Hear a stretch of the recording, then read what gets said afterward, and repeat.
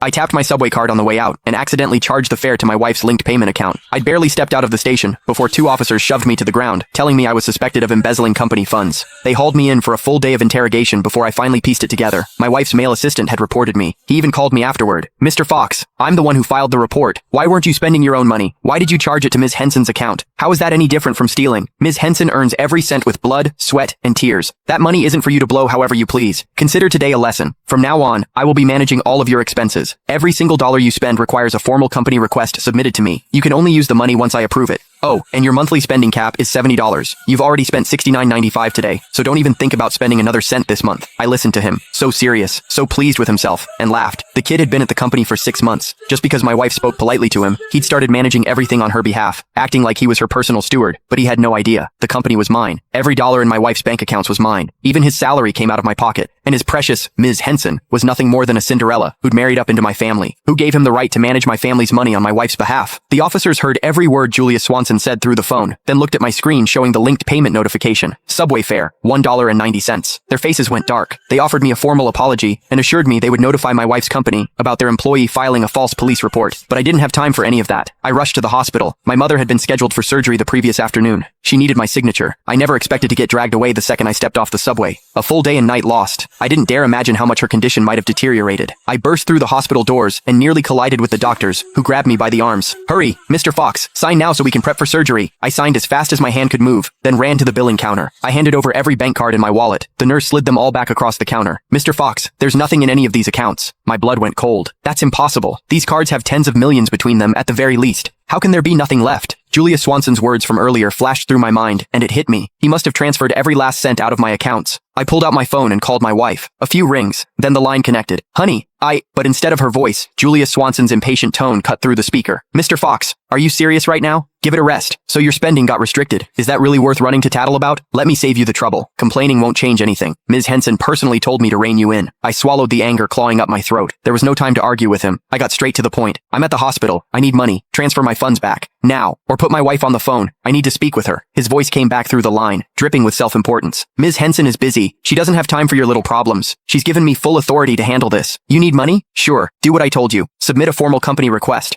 Once I approve it, the funds will be released. Oh, and just a reminder, you've got exactly $1 left in your monthly allowance. Don't bother requesting more than that."